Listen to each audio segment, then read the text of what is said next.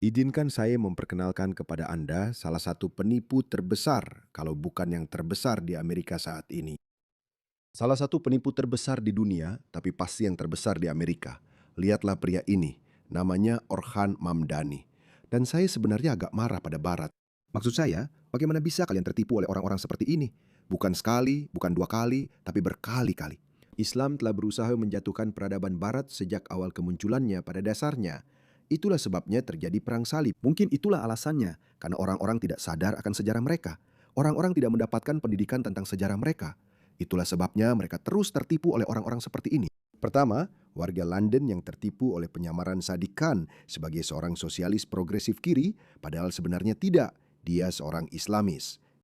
Dan sekarang mereka tertipu oleh orang ini yang berpura-pura sebagai sosialis progresif kiri yang sadar isu hanya untuk menipu para fanatik yang sok sadar. Tapi dia seorang Islamis, dia seorang jihadis. Izinkan saya membagikan cerita ini. Lihat ini teman-teman. Orang ini adalah wali kota New York. Kenapa dia berencana bertemu dengan utusan Iran?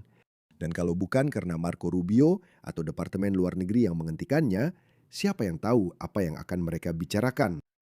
Bagaimana ini bukan pengkhianatan? Dia tidak punya mandat untuk melakukan semua omong kosong yang dia janjikan. Tonton video ini. Lupakan perasaanmu tentang Benjamin Netanyahu, oke? Mau kamu suka atau benci dia, itu tidak penting. Pria ini, lihatlah dia. Lihat dia seorang aktor. Lihat ekspresi di wajahnya itu. Kau tahu, dia seperti aku pura-pura sangat marah. Pria ini adalah seorang penipu. Dia mengubah aksennya. Dia seorang aktor. Benjamin Netanyahu adalah penjahat perang, arsitek dari genosida mengerikan terhadap Satu-satunya genosida di mana populasinya justru meningkat. Saya benar-benar tidak mengerti, teman-teman. Saya benar-benar tidak mengerti. Propaganda kiri progresif ini dan para kaum kiri progresif ini benar-benar termakan oleh propaganda Islamis. kepada rakyat Palestina. Dia bertanggung jawab atas pembunuhan lebih dari 73.000 orang. Wow, sungguh pembohong. Bahkan Hamas sendiri telah mengakui bahwa 30 hingga 40 ribu dari mereka adalah personel Hamas. Jadi, sebagian besar dari 70 ribu orang yang tewas adalah petempur lapis bawah Hamas. Betapa menjijikan dan bejatnya bajingan ini. Untuk mencacati puluhan ribu anak. Itulah yang terjadi. Bertahan hidup, menjalani amputasi tanpa anestesi. Itulah yang terjadi sayangnya. Ini mengerikan, saya akui itu. Itu benar-benar mengerikan ketika semua orang yang terluka parah dan tanpa anestesi, mereka diamputasi. Mereka harus diamputasi. Saya mengerti, ini mengerikan. Itulah sebabnya teman-temanmu seharusnya tidak memulai perang yang tidak bisa mereka menangkan. Karena penargetan rumah sakit neonatal dan pusat perawatan bersalin, bahkan bayi yang baru lahir pun tidak diberi kesempatan untuk hidup. Untuk begitu banyak orang yang ia biarkan kelaparan, karena ia menghalangi makanan dan bantuan kemanusiaan sampai ke mereka. Jadi bahkan PBB pun mengakui bahwa Hamaslah yang menahan bantuan tersebut. Penembakan ratusan pekerja bantuan dan jurnalis. Dan ya Tuhan, setiap kata adalah kebohongan. Bahkan para jurnalis yang disebut jurnalis itu, kami punya video mereka mengenakan rompi dan mereka juga memegang senjata di tangan mereka. Jadi mereka itu jurnalis paruh waktu.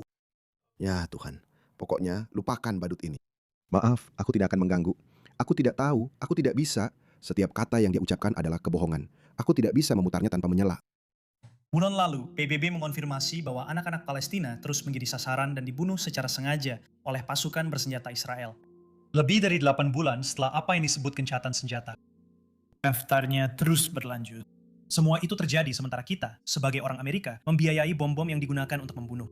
Kamu bukan orang Amerika, kamu seorang jihadis Islamis. Ada alasan mengapa Pengadilan Kriminal Internasional mengeluarkan surat perintah penangkapan untuknya.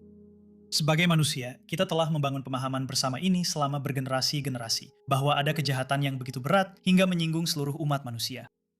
Siapapun yang memiliki mata, hati, dan nurani seharusnya bisa melihat kehancuran yang telah dia timbulkan dan memahami bahwa dia memang pantas diadili di pengadilan. Dia belum melakukan cukup. Dia hanya membunuh 70 ribu orang, di mana 40 ribu diantaranya adalah anggota Hamas. Itu kurang dari rasio 1:1, padahal itu yang terbaik. Kau tahu, ini bukan sekadar yang terbaik kedua atau ketiga. Itu adalah rasio kombatan terhadap warga sipil terbaik dimanapun, dengan selisih yang sangat jauh. Amerika di Fallujah, Rasionya 2 warga sipil untuk 1 kombatan. Ini kurang dari 1:1 menurut pengakuan Hamas sendiri. Dan jihadis ini merengek soal itu. Menarik. Seperti yang sudah saya katakan, saya setuju dengan ICC bahwa Benjamin Netanyahu harus ditangkap dan diadili atas kejahatannya. Ya, kamu setuju dengan apa? Sama seperti untuk siapapun yang didakwa oleh ICC. Pemerintahan saya telah meninjau setiap jalur yang tersedia berdasarkan hukum yang berlaku untuk menentukan apakah kota New York dapat melaksanakan surat perintah penangkapan dari Mahkamah Pidana Internasional. Jika Benjamin Netanyahu datang ke sini, jelas bahwa kami tidak memiliki kewenangan hukum independen untuk menegakkan surat perintah ini. Namun pemerintah federal memilikinya. Dan saya menyerukan kepada mereka untuk bergabung dengan ICC dan melaksanakan surat perintah ini. Tidak. Dan saya juga ingin menegaskan dengan jelas, Benjamin Netanyahu tidak diterima di kota New York. Bukan kamu yang memutuskan, dasar bajingan. Saya benar-benar berharap Benjamin Netanyahu pergi ke sana. Saya benar-benar berharap. Dan dia melakukan ini padanya, Mamdani. Atau seperti penjahat perang lainnya yang masih berkeliaran. Meskipun kita tidak bisa mengakhiri genosida sendirian, kita bisa memutuskan apakah diam kita akan menjadi senjata lain. Dan kita bisa mempertimbangkan setiap cara yang kita miliki untuk membela kemanusiaan dan martabat semua orang. Itulah komitmen saya kepada Anda. Saya tidak sabar menunggu hari ketika dia dikeluarkan dari jabatannya. Teman-teman, apa yang salah dengan sistem dan institusi kita serta demokrasi kita? Ya, kita tahu. Kita tahu Ilhan Omar adalah seorang politisi yang korup dan licik. Kita tidak bisa berbuat apa-apa tentang itu. Kita tahu orang ini adalah seorang jihadis Islamis yang menyamar sebagai sosialis progresif untuk menipu para fanatik progresif. Tapi kita tidak bisa berbuat apa-apa tentang itu. Mungkin, saya tidak tahu. Mungkin kita memang pantas jatuh jika institusi demokrasi kita gagal menghadapi ujian ini. Saya pikir semua demokrasi barat kita sedang menjalani ujian berat. Bisakah kita bertahan melawan para pengkhianat ini? Bisa atau tidak? Izinkan saya membagikan video singkat ini. Sebenarnya, biar saya tampilkan pendapat ahli ini. Bisakah Mamdani menangkap Netanyahu di kota New York? Sebenarnya tidak. Sebelum itu, lihat ini. Netanyahu mengeluarkan tanggapan pedas terhadap upaya Mamdani untuk menangkap Netanyahu. Wali Kota Sosialis Zohram Mamdani mendorong penangkapan pemimpin sekutu terdekat Amerika di Timur Tengah, Perdana Menteri Israel Benjamin Netanyahu, saat ia berkunjung untuk sidang umum PBB bulan September ini. Saya percaya bahwa Perdana Menteri Netanyahu pantas diadili di Den Haag. Dia adalah penjahat perang yang telah didakwa oleh Pengadilan Kriminal Internasional. Apapun yang diizinkan hukum untuk saya lakukan di kota New York, itulah yang akan kami lakukan. Tapi kami tidak akan membuat undang-undang sendiri untuk tujuan itu. Tapi Bibi melawan, menulis di X, kutip, Tuan Mamdani seharusnya fokus memperbaiki kerusakan yang disebabkan oleh kebijakannya di New York. Mamdani tampaknya tertarik mengalihkan perhatian publik dari kesalahannya dan menyerang pemimpin negara Yahudi dan satu-satunya demokrasi di Timur Tengah. Mantan libertarian dan calon presiden Austin Peterson bergabung bersama saya sekarang. Austin, untuk memperjelas, AS bukan anggota ICC yang mengeluarkan surat perintah penangkapan untuk Benjamin Netanyahu. Dan undang-undang federal melarang pemerintah negara bagian dan lokal, yaitu Kota New York, untuk bekerja sama dengan permintaan ICC. Jadi, kenapa Mamdani melakukan gaya sok jago seperti ini? Dan kita tahu itu saja yang bisa dia lakukan. Itu cocok untuk pendukungnya. Selamat pagi Todd, selamat pagi Nona Missouri dari Jefferson City.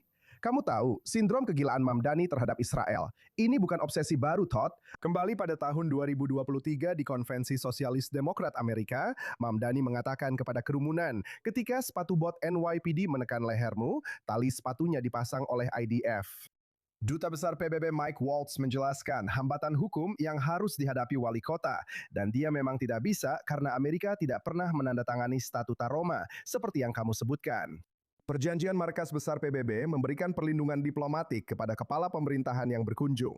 Imunitas kepala negara berlaku dan otoritas federal memang selalu lebih kuat daripada daftar keinginan konferensi pers wali kota. Ternyata menjalankan kebijakan luar negeri Amerika dan memimpin kota New York adalah dua pekerjaan yang berbeda. Siapa sangka, Todd? Siapa sangka? Mungkin bukan orang ini, streamer anti-Israel Hasan Piker yang memberikan pidato sayap kiri ekstrim kepada para demokrat kampus sambil mengenakan pakaian ala Mao Zedong. Lihat ini. Tidak ada lagi untuk Demokrat yang berkompromi, yang berdamai, dan yang mengkhianati kita. Tidak ada lagi untuk Demokrat yang akan berkolaborasi dan bekerja sama dengan kaum fasis, yang akan mendanai ICE, yang akan mendanai Israel, yang akan membantu meracuni planet ini, yang akan menindas pekerja dan membantu para bos. Kita tidak butuh Demokrat seperti itu lagi. Kita akan datang, kita semua. Kita adalah, saya kira dia akan bilang kita adalah komunis. Orang-orang ini komunis. Orang-orang ini pura-pura jadi komunis, jihadis Islamis. Ya Tuhan, lihat, mereka mungkin benar-benar bingung. Orang-orang seperti dia dan Mamdani, karena mereka adalah generasi berikutnya dari kaum Islamis. Mungkin para Islamis menggunakan mereka sebagai orang bodoh yang mereka manfaatkan karena mereka tahu saat keadaan memanas.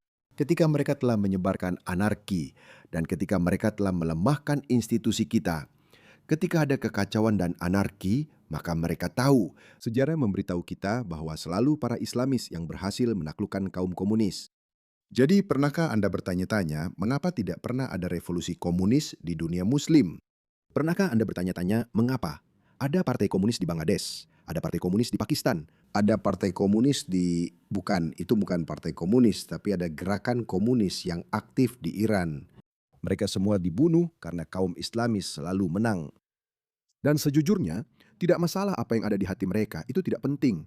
Mereka mungkin pura-pura menjadi komunis hanya untuk memanfaatkan kaum sosialis kiri radikal yang gila. Atau mereka mungkin memang Islamis, saya tidak tahu. Sejujurnya, itu tidak penting. Bagaimanapun juga, mereka sangat berbahaya bagi demokrasi barat kita.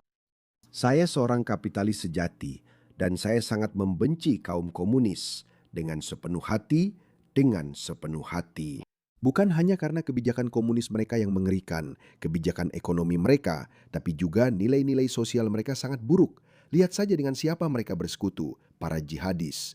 Mereka selalu menjadi yang paling humanis di dunia ketika berurusan dengan hal-hal seperti itu. Membela hak asasi manusia, para barbar, para jihadis yang ingin memenggal kepala kita. Bos, kita sedang aktif, kita sedang tidak terikat, dan kita akan menjadi tak terbantahkan. Jadi dia harus dicabut kewarganegaraannya dan dideportasi. Lihat wanita bodoh ini. Dia memakai atasan tanpa lengan dan dia memuja-muja pria ini. Lupakan Partai Demokrat, Austin. Bukankah seharusnya klip itu ada di setiap iklan Partai Republik mulai sekarang sampai pemilu paruh waktu? Bahwa Marxis ini dan orang-orang seperti dia, kamu tahu, orang-orang yang bertepuk tangan di sana di antara penonton ingin mengambil alih cara hidupmu. Ya, Partai Republik sangat menyukai hal seperti ini, Todd. Mereka ingin menggunakan ini sebagai bahan kampanye. Ini agak mengingatkanku pada klip Dwight Schrute dari serial The Office saat dia berpidato seperti Mussolini. Komunisme membunuh 100 juta orang, dan yang kita dapatkan hanyalah jaket jelek itu. Kamu tahu, orang ini sedang cosplay menjadi orang yang bertanggung jawab atas kelaparan paling mematikan dalam sejarah manusia. Seolah-olah itu hanya lelucon saja. Wow. Ini adalah orang yang pergi ke Tiongkok dan mengatakan bahwa dia tidak merasa punya ikatan dengan Amerika. Lalu dia pergi ke Kuba dalam sebuah perjalanan yang sumber dananya sekarang membuatnya dipanggil oleh Departemen Keuangan. Orang ini bukan seorang revolusioner. Orang ini bukan berasal dari kalangan proletariat. Dia adalah Nepo Baby. Dia melakukan streaming di Twitch hingga mendapatkan platform yang lebih besar. Pamannya, Cenk Uyghur, yang menandatangani semua ceknya. Orang itu tinggal di rumah senilai 2,7 juta dolar di West. Lucu ya teman-teman, semua yang disebut komunis ini, semua orang yang katanya membela kelas pekerja, mereka hidup dalam kemewahan yang luar biasa. Mereka tinggal di penthouse, mengendarai mobil-mobil mewah, memakai pakaian terbaik, tapi entah bagaimana mereka tetap dianggap sebagai suara kelas pekerja. Mereka seharusnya dicopot. Saya belum pernah melihat satupun sosialis komunis yang bukan munafik. Tidak ada satupun, setiap dari mereka. Dan entah kenapa, selalu saja kelas menengah atas yang paling sok peduli pada kelas pekerja. Seperti, ya sudahlah, pecundang. Lihat, saya benar-benar sudah muak dengan orang-orang seperti ini. Sungguh, saya benar-benar muak. Saya sudah tidak punya kesabaran lagi untuk hal-hal seperti ini. Sungguh, saya tidak punya. Saya bilang, ayo, coba saja. Saya rasa sudah waktunya. Pokoknya, saya rasa kita sudah menuju ke sana. Lihat, dan kita bukan yang bertanggung jawab atas ini. Mereka yang bertanggung jawab atas ini. Orang ini menyerukan pertumpahan darah para tuan tanah. Itu yang dia katakan. Dia bilang, tumpahkan darah mereka. Bunuh mereka di jalanan. Itu yang dia katakan. Dia bilang Amerika pantas mendapatkan serangan 11 September.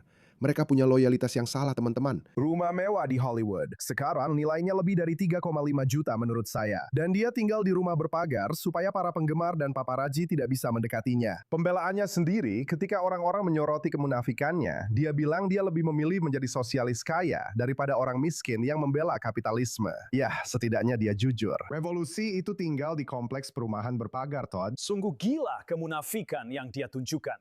Jadi pertanyaan besarnya, apa yang dilakukan oleh Partai Demokrat tentang hal ini? Berikut setidaknya 2 di antaranya. Ada beberapa hal gila kau tahu saat kita bersorak untuk Intifada dan DSA. Lagi-lagi mereka mengatakan hal-hal seperti kau tahu, pengambil alihan industri-industri penting oleh pemerintah. Itu komunisme. Tapi apa hubungannya itu dengan mendukung Hamas? Apa hubungannya itu dengan mencalonkan kandidat yang mengatakan kita seharusnya tidak punya polisi, tidak ada penjara? Kita tidak bisa mendeportasi siapapun, bahkan jika mereka melakukan pemerkosaan atau pembunuhan. Israel seharusnya tidak ada. Ini adalah ide-ide yang buruk. Austin, kita sudah terlambat di sini, jadi saya butuh jawaban cepat. Tapi apakah Partai Demokrat sudah terlambat? Apakah kanker itu sudah menguasai tubuhnya? Sudah pasti, Axios melaporkan minggu yang sama ini, Todd. Partai Republik diam-diam membangun seluruh strategi pemilu paruh waktu mereka berdasarkan hal ini. Mereka menyebutnya sebagai pemilu kebencian. Mereka menunjuk pada pemberontakan ala Tea Party dari Partai Demokrat yang dilakukan oleh kaum progresif. Ini adalah bukti bahwa partai tersebut tidak bisa memerintah dan mengapa anak muda tidak hanya mengikuti jejak Richard Nixon seperti yang kalian pernah laporkan di Fox and Friends First, tetapi anak muda sebenarnya merindukan kembali ke masa Joseph McCarthy dan bertanya-tanya apakah dia sudah cukup jauh. Masalah dengan artikel itu adalah Partai Republik berkata, "Hey, mungkin kalian tidak suka kami, tapi mereka lebih buruk." Partai Republik perlu menyiapkan strategi yang lebih baik daripada cuma itu dari sekarang sampai November. Austin, kita harus akhiri di sini. Terima kasih, Pak. Saya sungguh berharap begitu. Saya tahu perang di Iran tidak terlalu populer. Saya tahu itu bisa merugikan Trump. Tapi saya benar-benar berharap Partai Demokrat terus memperlihatkan ambisi komunis mereka. Saya sungguh berharap begitu. Karena Partai Republik mungkin bahkan tidak perlu mengalahkan mereka. Partai Demokrat akan kalah karena ulah mereka sendiri. Saya sungguh berharap begitu. Saya benci orang-orang komunis ini. Kita belum cukup membenci mereka. Mereka tidak membawa apa-apa selain kematian, kehancuran, dan penderitaan bagi orang-orang. Orang-orang yang justru mereka klaim bela hak asasinya. Orang-orang yang mengerikan. Ini adalah mimpi buruk terburuk. Siapa yang menyangka? Siapa yang menyangka bahwa komunisme akan kembali setelah runtuhnya Uni Soviet? Siapa yang menyangka